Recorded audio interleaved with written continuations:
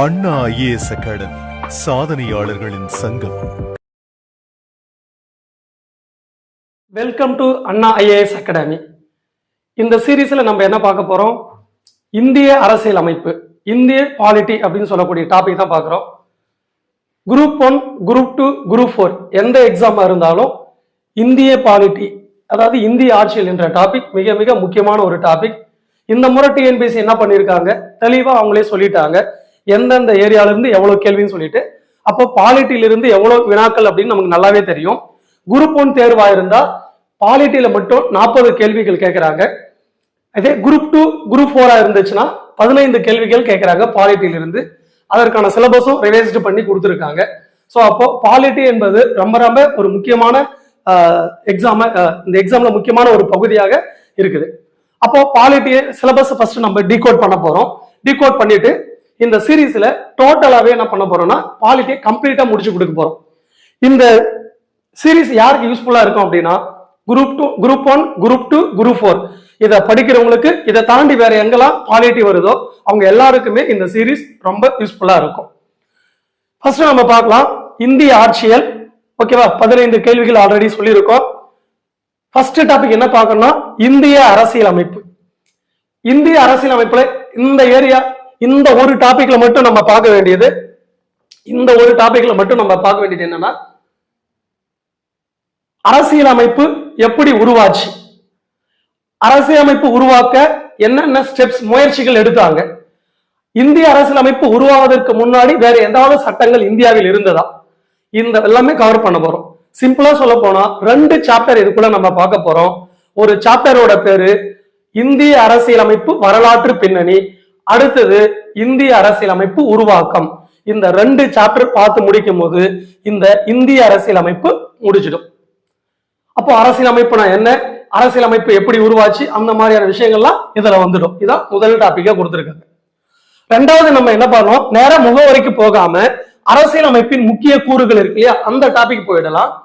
அரசியலமைப்பின் சிறப்பு இயல்புகள், salient features of the Indian constitution, அதுதான் அவங்க முக்கிய கூறுகளா கொடுத்திருக்காங்க. இதுதான் நம்ம இரண்டாவது டாபிக்கா பாக்குறோம். இதுல அரசியலமைப்பு எழுதி முடிச்சாச்சு. எழுதி முடிச்சதும் எடுத்து பார்க்கும்போது நிறைய சிறப்புகள் அதுல இருக்கு. அப்போ இந்த சிறப்புகள்லாம் ஒவ்வொன்றா லிஸ்ட் அவுட் பண்றாங்க. கிட்டத்தட்ட ஒரு 17 சிறப்புகள் லிஸ்ட் அவுட் பண்ணிருப்பாங்க. அதை ஒவ்வொன்றதையும் ரொம்ப டீட்டெயிலா நம்ம என்ன பண்ண போறோம், படிக்க போறோம். அது முடிச்சதும் மூணாவது டாபிக் தான் எங்க வரணும், அரசியலமைப்பின் முகவுரை.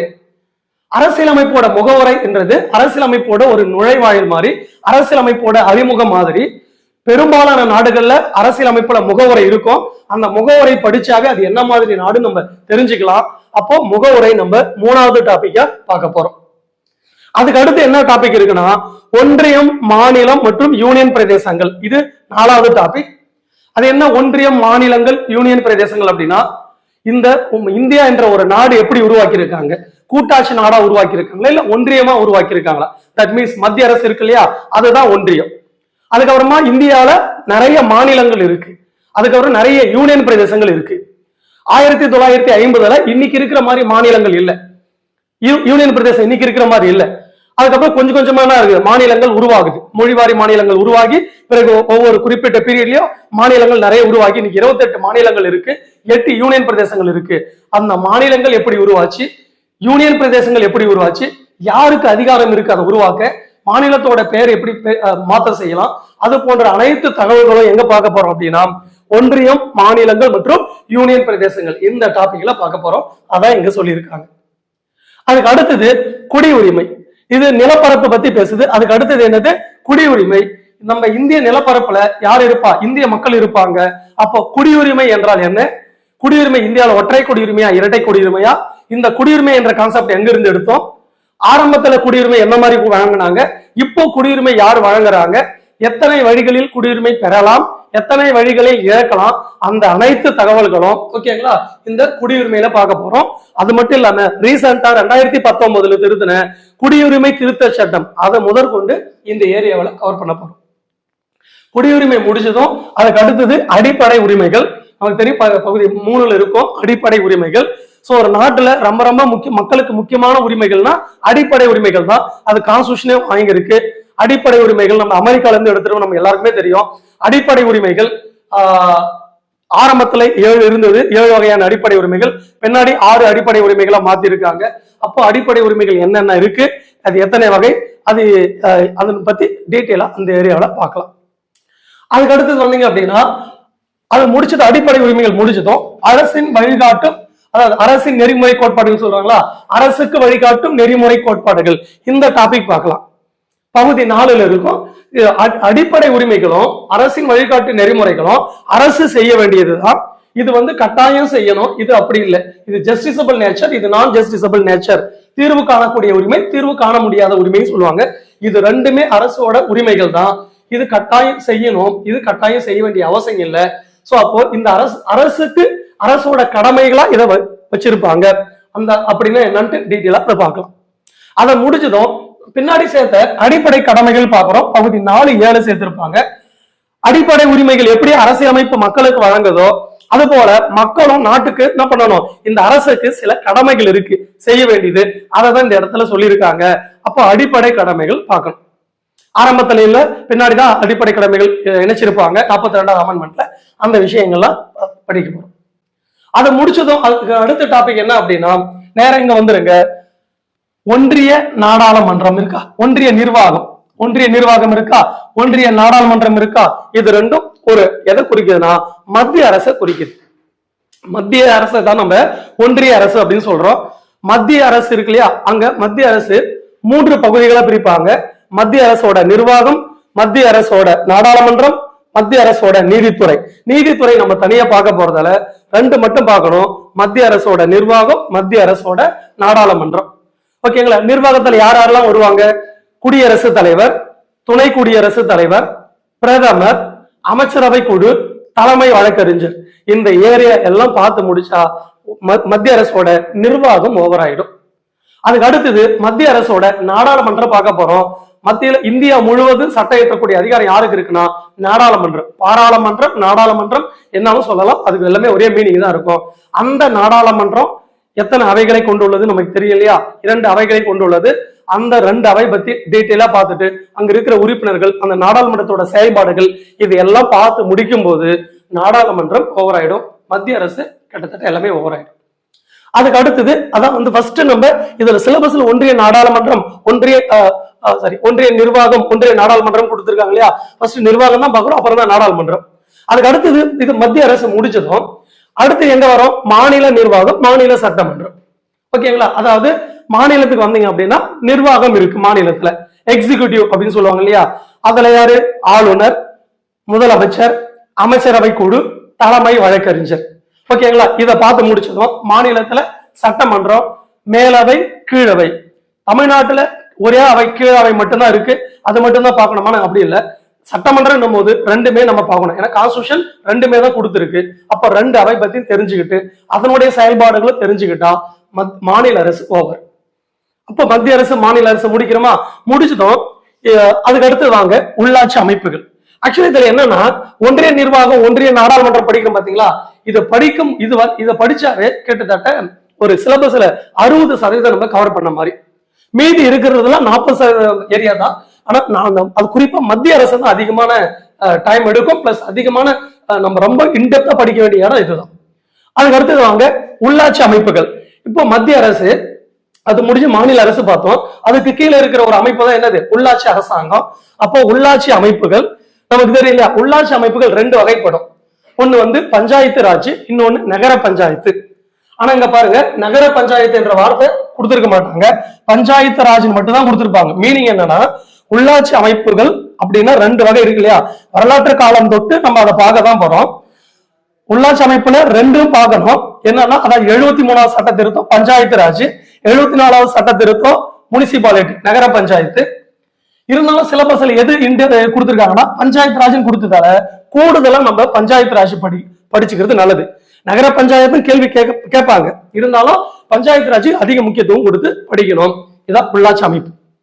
இதை முடிச்சது நம்ம அடுத்து எங்க போறோம்னா கூட்டணியின் அடிப்படை கூட்டாட்சியின் அடிப்படை தன்மைகள், மத்திய மாநில உறவுகள். இது எல்லாமே ஒரு டாபிக் தான். தட் மீன்ஸ் என்னன்னா கூட்டாட்சினா என்னன்னு பாக்குறோம்.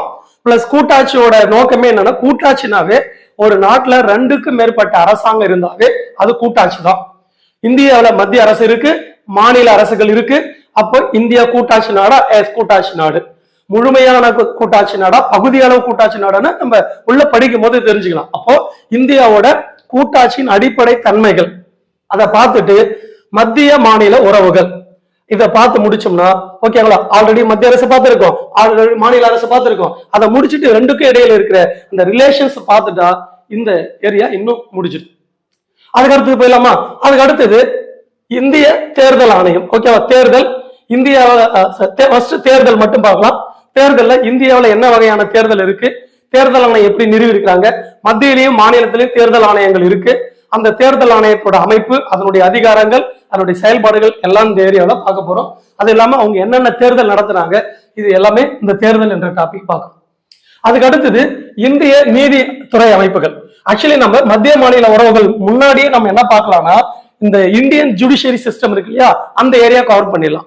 ஏன்னா இந்திய நீதித்துறை ஒருங்கிணைந்த நீதித்துறைன்றதால ஓகேங்களா, நம்ம அங்க மத்திய அரசு பார்க்கும் போதே உச்ச நீதிமன்றம், மாநில அரசு பார்க்கும்போது உயர் நீதிமன்றம், அப்படி பார்க்காம தனியாக நம்ம என்ன பண்றோம், இந்திய நீதித்துறை அமைப்புகள் அப்படின்னு எடுத்து அதை பார்க்க போறோம்.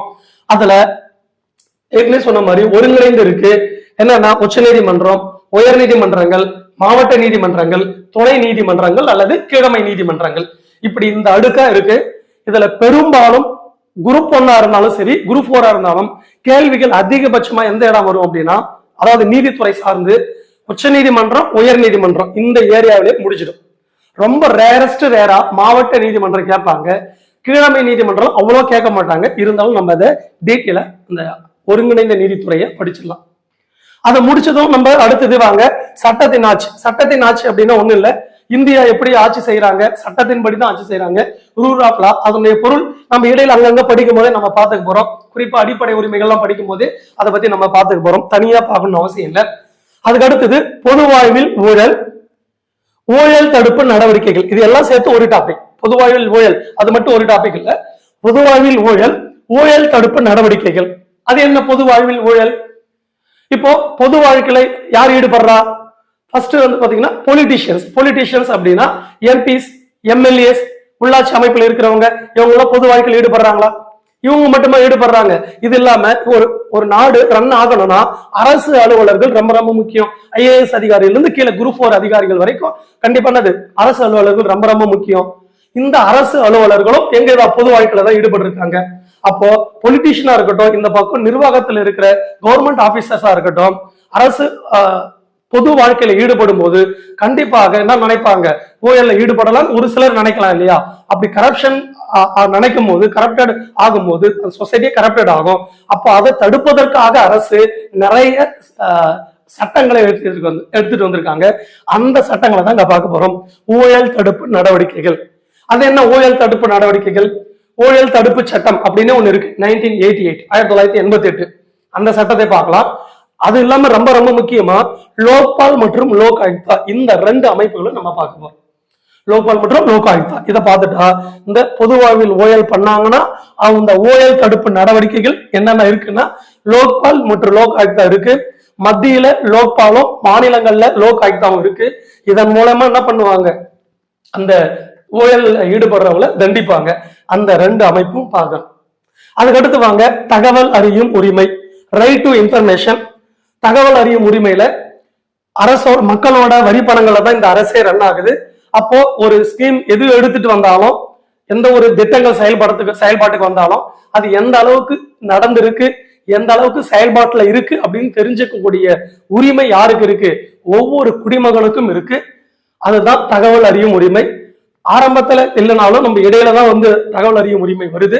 2005க்கு பிறகுதான் தகவல் அறியும் உரிமை வருது. சோ அப்போ தகவல் அறியும் உரிமை அதனுடைய ஆணையத்தை பத்தி பார்க்கலாம். மத்தியில ஒரு ஆணையம் இருக்கு, மாநிலத்துல ஒரு ஆணையம் இருக்கு. கடைசியோட இதுல இருந்து கூட கேள்விகள் வந்துட்டு தான் இருக்கு. சரிங்களா, அதை பார்க்கணும். அதுக்கு அடுத்தது பெண்களுக்கு அதிகாரம் அளித்தல். பெண்களுக்கு அதிகாரம் அளித்தல் என்னும் போது விமன் எம்பவர்மெண்ட். சோ நம்ம சொசைட்டி ஆண்கள் மட்டுமே, ஆண் சமூகம் மட்டுமே உயர்ந்தா போதாது, பெண்களும் சேர்ந்து உயரும் போது ஒரு நாடு முன்னேறும். அப்போ பெண்களுக்காக அதிகாரம் அளிக்க என்னென்ன முயற்சி எடுத்திருக்காங்க? பெண்களுக்கு கல்வி மற்றும் வேலை வாய்ப்புல இடஒதுக்கீடு இருக்கு. பெண்களை ஊக்கப்படுத்த, பெண்களை முன்னேற்ற நிறைய ஸ்கீம்ஸ் இருக்கு. பெண்கள் உள்ளாட்சி அமைப்புல இடஒதுக்கீடு கொடுத்திருக்காங்க. பெண்களுக்கு இப்போ ரீசெண்டா என்ன பண்ணிருக்காங்க, நாடாளுமன்றத்திலையும் மாநில சட்டப்பேரவையிலும் இடஒதுக்கீடு கொடுத்திருக்காங்க. சோ அப்ப அந்த இடஒதுக்கீடு அந்த ஏரியாலாம் பாக்குறோம். அதை பார்த்துட்டு குறிப்பா புத்தகத்திலையும் சில தகவல்கள் இருக்கும், அந்த ஏரியாவும் பார்த்துட்டா பெண்களுக்கு அதிகாரம் அளித்தல் ஓவர். அதுக்கு அடுத்தது நுகர்வோர் பாதுகாப்பு அமைப்புகள். ஓகேவா, நம்ம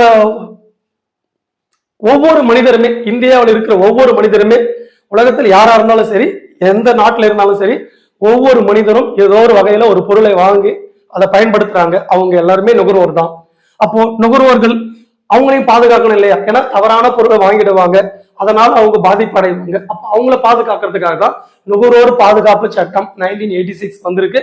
அந்த சட்டம் எத்தனை அடுக்கு ஒரு ஆணையத்தை அமைச்சிருக்கு, அந்த ஆணையம் எப்படி செயல்படுது, எவ்வளவு மதிப்பிலான புகார்களை அங்க தெரிவிக்கலாம், அந்த தகவல்கள்லாம் இருக்கு இல்லையா? அதுதான் நுகர்வோர் பாதுகாப்பு.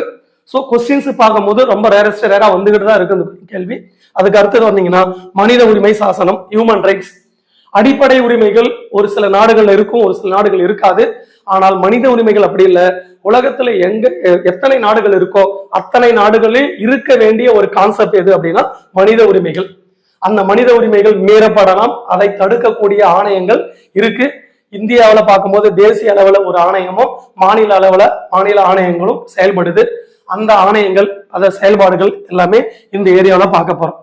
இப்ப நம்ம பார்த்தது எல்லாமே முன்னாடி இருந்த சிலபஸ் தான். இப்ப அதுக்கப்புறம் என்ன பண்றாங்க, இதா கூட இன்னும் ஒரே ஒரு வார்த்தை மட்டும் தான் சேர்த்திருக்காங்க. அந்த வார்த்தை என்ன அப்படின்னா தமிழ்நாடு மற்றும் இந்தியாவின் அரசியல் கட்சிகளும் மற்றும் ஆட்சி முறைகளும் அப்படின்னு சேர்த்திருக்காங்க. அதுக்கப்புறமா நடப்பு நிகழ்வுகள் சேர்த்திருக்காங்க. ஒன்னும் இல்ல, ஆல்ரெடி கேட்டுட்டு தான் இருக்காங்க. பொலிட்டிக்கல் பார்ட்டிஸ் இன் தமிழ்நாடு இந்தியா, அவங்களுடைய ஃபங்க்ஷன் என்னன்னு கேட்டுறாங்க. கொஸ்டின்ஸ் இந்த வார்த்தை சிலபஸ்ல இல்லைனாலும் ஆல்ரெடி எக்ஸாம்ல கேட்டுட்டு தான் இருக்காங்க. இப்ப நம்ம சரி எக்ஸாம்ல கேட்கறாங்கன்னு சொல்லிட்டு அவங்களே என்ன பண்ணிருக்காங்க, இதை சேர்த்திருக்காங்க. அவ்வளவுதான் இந்த சிலபஸ்ல சேர்த்தது. கடைசியா ஒண்ணு நடப்பு நிகழ்வுகள். நமக்கு தெரியும் நடப்பு நிகழ்வுகள் என்ன பண்ணாங்க, தனியா ஒரு சாப்டரா இருந்தது, ஒரு யூனிட்டா இருந்தது. இப்போ முக்கியமான ஹிஸ்டரி தவிர்த்து மீதி எல்லா இடத்துலயும் நடப்பு நிகழ்வு சேர்த்துட்டாங்க. நடப்பு நிகழ்வு போது நிறைய விஷயங்கள் இந்தியாவில் நடந்துகிட்டு தான் இருக்கு. அதுவும் குறிப்பா பாலிட்டி ரிலேட்டடா நிறைய நம்ம பாக்குறோம். இந்த டிசம்பர் மந்த்ல இருக்கும். இந்த டிசம்பர் மந்த்லயே பாத்தீங்கன்னா நிறைய விஷயங்கள் நடந்திருக்கு. எக்ஸாம்பிள் பாத்தீங்கன்னா குளிர்கால கூட்டத்தோட நடந்து முடிச்சது இல்லையா, அதுல வைஸ் பிரசிடென்ட் ரிமூவல் பண்ண இனிஷியேட் பண்ணாங்க. ஒரு அலகாபாத் உயர்நீதிமன்ற நீதிபதியை ரிமூவ் பண்ண இனிஷியேட் பண்ணாங்க. அதன் பிறகு சில மசோதாக்கள் நிறைவேற்றி இருக்கிறாங்க. அது போல அவ்வப்போது ஏதாவது பாலிட்டி சார்ந்து நிறைய விஷயங்கள் நடந்துட்டு தான் இருக்கு. அதை தொடர்ந்து வாட்ச் பண்ணணும். கரண்ட் அஃபேர்ஸ் இல்ல அப்படின்னு சொல்லிட்டு என்ன பண்ணக்கூடாது அப்படின்னா நம்ம ஸ்கிப் பண்ணிடக்கூடாது. கரண்ட் அஃபேர்ஸ், புவியியல் ரீதியான கரண்ட் அஃபேர்ஸ், பாலிட்டி ரீதியான current affairs, economy related current affairs, இப்படி கரண்ட் அஃபேர்ஸை இந்த ஆங்கிள் அப்ரோச் பண்ணணும். குறைந்தது பாலிட்டி ரிலேட்டடா 15 கேள்வி அப்படின்னா என்னுடைய ஒப்பீனியன் கண்டிப்பா ஒரு 2 கேள்வி என்ன வரலாம், கரண்ட் அஃபேர்ஸ் ரிலேட்டடா வர வாய்ப்பு இருக்கு. அதனால படிக்கும் போது சைமல்டேனியஸா பேப்பரையும் படிச்சுட்டு வாங்க. அது என்னென்ன டாபிக் கீழே வருதோ அந்த இடத்துல நோட் பண்ணி வச்சுக்கிட்டீங்க அப்படின்னா நம்ம எக்ஸாமுக்கு ரொம்ப யூஸ்ஃபுல்லா இருக்கும். நம்மளும் இந்த வகுப்புல என்ன பார்க்க போறோம் அப்படின்னா, இப்போ ஒரு டாபிக் பாக்குறோம்னா அது ரிலேட்டடா கடந்த ஒரு வருடத்தில் நடந்த கரண்ட் அஃபேர்ஸ் சேர்த்துக்கணும். ஓகேங்களா? சோ அதனால நம்மளுடைய வகுப்புல குறிப்பா நம்ம யூடியூப் வகுப்புல கரண்ட் அஃபேர்ஸும் நம்ம கொடுப்போம். கரண்ட் அஃபேர்ஸ் தனியா கொடுத்துட்டு இருக்கோம். இது இல்லாம இப்ப நம்ம பாலிட்டி எடுக்கிறோம்னா ஏதாவது அந்த டாபிக் ரிலேட்டட் கரண்ட் அஃபேர்ஸ் இருக்கா, கண்டிப்பா அதை நம்ம என்ன பண்ண போறோம், பார்த்துட்டு தான் போறோம். எக்ஸாம்பிள் பாத்தீங்கன்னா குடியுரிமை என்பது குடியுரிமை திருத்த சட்டம் 2019 இருந்தது. கிட்டத்தட்ட அது கரண்ட் அஃபேர்ஸ் மாதிரி தான். 5 ஆண்டுகளுக்கு முன்னாடி நடந்திருந்தாலும் அதுவும் கரண்ட் அஃபேர்ஸ் தான். அப்ப அந்த ஏரியாவும் நம்ம என்ன பண்ண போறோம், பார்த்துக்கலாம். அது மாதிரி ஒவ்வொரு ஏரியாவிலையும் கரண்ட் அஃபேர்ஸ் வரும் இல்லையா, அதை நம்ம பார்த்துக்க போறோம். சோ இப்படிதான் இந்த சிலபஸ் இருக்கு. அடுத்தது எல்லாருக்கும் எழக்கூடிய ஒரு கேள்வி என்னன்னா, சிலபஸ் ஓகே எல்லாமே புரியுது, எனக்கு நான் வேர் டு ஸ்டடி, எங்க நான் படிக்கிறது அப்படின்னு கேக்குறாங்க. ரொம்ப சிம்பிள். நம்ம படிக்க வேண்டியது ஃபர்ஸ்ட் நீங்க 6 to 10 வரைக்கும் எடுத்துங்க ஸ்கூல் புக். சோசியல் சயின்ஸ் புத்தகம் இருக்குமா, அதுல சிவிக்ஸ் அப்படின்னு ஒரு போர்ஷன் இருக்கா, இந்த போர்ஷன்ல 32 லெசன் இருக்கும். கம்பல்சரி படிச்சிருங்க. 32 லெசன் கம்பல்சரி என்ன பண்ணுங்க, படிச்சிடுங்க. இதை முடிச்சதும் 11th 12th போங்க. போன பிறகு 11th ஃபர்ஸ்ட் 12th சொல்றேன். 12th முதல் 8 லெசன் போதும், அதை தாண்டி வேற எதுவுமே படிக்க வேண்டாம். ஓகே, 12ஆம் வகுப்புல முதல் 8 பாடங்கள் ரொம்ப ரொம்ப முக்கியமானது. இந்த சிலபஸ் பேஸ் பண்ணி அதில் நிறைய தகவல்கள் இருக்கும். அதுக்கு அடுத்தது 11th வாங்க. 11th வந்தீங்க அப்படின்னா கடைசி ஒரு 6 பாடம் படிச்சீங்க. 10, 11, 12 அப்படின்னு சொல்லிட்டு 15 பாடம் இருக்கு இல்லையா, 10ல இருந்து 15 அது ரொம்ப இம்பார்ட்டன்ட். அப்போ அதுக்கு முன்னாடி இருக்கிற 9 பாடம் படிக்கூடாதானா, இந்த இடத்துக்கு நம்ம டைரக்டா படிச்சா ரொம்ப பெட்டர் தான். எப்பயுமே அடிக்கடி சொல்றதா, படிச்ச மற்றவங்களோட ஒரு கொஸ்டின் 2 கொஸ்டின் நம்ம சேர்த்து போடலாம். ஆனா அது வந்து ரொம்ப தியரியா இருக்குதுன்றதால அதுல இருக்கிற கான்செப்டை நம்ம நடத்தும் போதே அதை கூட சேர்த்து நம்ம சொல்லிட போறோம். ஸோ அதனால பெருசா ஒரி பண்ண வேண்டாம். நீங்க புத்தகத்துல படிக்கும் போது என்ன பண்ணுங்க அப்படின்னா 6th to 10th plus 11th 12th நான் சொன்ன பாடங்கள் மட்டும் படிச்சுட்டே வாங்க. அதுவே என்ன உங்களுக்கு. அதை தாண்டி கண்டிப்பாக நம்மளுடைய வகுப்புகள் உங்களுக்கு நிறைய யூஸ்ஃபுல்லா இருக்கும் போது இந்த சீரீஸ் நம்ம ஆரம்பத்திலே சொன்ன மாதிரி கண்டினியூவா இந்த சீரீஸ் ஒவ்வொரு லெசனா வந்துகிட்டு தான் இருக்கும். ஸோ அப்போ நல்லா இதை தொடர்ந்து பாருங்க. பார்த்துட்டு ஏதாவது டவுட்ஸ் இருந்தாலும் அப்பப்போ கமெண்ட் பண்ணுங்க, நம்ம அதை கிளியர் பண்ணிடலாம். அடுத்தடுத்த வகுப்புல கிளியர் பண்ணிடலாம். ஸோ நம்ம இப்போ அடுத்து இந்த டாபிக் உள்ள போயிடலாம். இந்திய அரசியலமைப்பு. இப்போ சிலபஸ் நம்ம டீட்டெயிலா பார்த்தாச்சு. அடுத்து நம்ம பார்க்க வேண்டியதுன்னா இந்திய அரசியலமைப்பு. அதுதான் ஃபர்ஸ்ட் டாபிக்கா இருக்கு. இந்தியன் கான்ஸ்டிடியூஷன் அப்படின்னு இருக்கு. ஃபர்ஸ்ட் அரசியலமைப்பு என்றால் என்ன, அதுக்கான விடை நமக்கு தெரியணும். அரசியலமைப்பு என்பது ரொம்ப சிம்பிளா சொல்றதா இருந்தா ரூல் புக் அப்படின்னு சொல்லலாம். ஒரு நாட்டில் இருக்கிற மக்களை வழி நடத்தக்கூடிய ஒழுங்குபடுத்தக்கூடிய ஒரு அமைப்புக்கு தான் அரசியல் அமைப்பு அப்படின்னு சொல்லுவாங்க. அரசியலமைப்பு முதலில் எந்த நாட்டுல உருவாச்சு அப்படின்னா அமெரிக்காவில தான். நவீன உலகத்துல அமெரிக்காவில தான் முதலா அரசியல் அமைப்பு உருவானது. அதன் பிறகு பல்வேறு நாடுகள் என்ன பண்றாங்க, அவங்களுடைய நாட்டுல அரசியலமைப்பு எடுத்துட்டு வராங்க. இப்போ அரசியலமைப்பு ஏன் தேவை அப்படின்னு ஒரு விஷயம் இருக்கு. நான் அடிக்கடி எப்பயுமே சொல்றதான் என்ன அப்படின்னா, இப்போ ஒரு நிறுவனம் இருக்கு. அந்த நிறுவனம் வந்து ஒரு 50 பேர் அதுல பணியாற்றுறாங்க அப்படின்னா, அது மாதிரி ஒரு நிறுவனம் இருக்குன்னா அப்போ அங்க ஒர்க்கிங் டைம் எவ்வளவு, அதாவது காலையில எத்தனை மணிக்கு வரும், எப்போ லஞ்ச் டைம், எப்போ அந்த அலுவலகம் முடியும், ஓகேங்களா. இது போல என்ன பண்ணுவாங்க, அந்த அலுவலகத்தில் எப்படி நம்ம நடந்துக்கணும் சில ரூல்ஸ் அண்ட் ரெகுலேஷன் வைப்பாங்க. அப்போ ஒரு சிறிய அலுவலகத்துக்கு இந்த ரூல்ஸ் அண்ட் ரெகுலேஷன் இருந்தா மட்டும்தான் அந்த அலுவலகம் சிறப்பா செயல்படும். எப்ப வேணாலும் வரலாம், எப்ப வேணாலும் போலாம், உங்களுடைய விருப்பம் தான் அப்படின்னா அந்த நிறுவனம் சிறப்பாக செயல்படாது. அப்போ ஒரு நிறுவனத்துக்கு சில ரூல்ஸ் அண்ட் ரெகுலேஷன் தேவைப்படுது அப்படின்னா ஒரு நாடுன்றது லட்சக்கணக்கான மக்கள் இருப்பாங்க, கோடிக்கணக்கான மக்கள் இருப்பாங்க. அது மாதிரி நாட்டுல மக்கள் அவங்கவுங்க விருப்பம் எப்படி வேணாலும் இருந்துக்கலாம், எப்படி வேணாலும் வாழ்ந்துக்கலாம் அப்படின்னா அந்த நாட்டுல குற்றங்கள் தான் பெருகுமே ஒழிய கண்டிப்பா என்ன இருக்காது, அது நாடாக இருக்காது. மக்களை கண்டிக்க, மக்களை ஒழுங்குபடுத்த, அவங்கள வந்து ஏதாவது தவறு பண்ணாங்க தண்டிக்க, அது மாதிரி எந்த ஒரு விதியும் இல்லாத போது கண்டிப்பாக மக்கள் அவங்க விருப்பத்துக்கு செயல்படுவாங்க. அப்படி தானாக செயல்படும் போது கண்டிப்பாக என்ன ஆகாது, அந்த நாடாக இருக்காது. அப்ப மக்களை ஒரு ஒழுங்குபடுத்தி, ஓகேங்களா, அவங்கள ஏதாவது தவறு பண்ணா அதுக்கான தண்டனை கொடுக்கக்கூடிய ஒரு அமைப்பு எல்லாம் சேர்ந்துதான் விதிமுறைகள் அடங்கிய புத்தகம் தான் அரசியல் அமைப்பு அப்படின்னு சொல்லுவாங்க.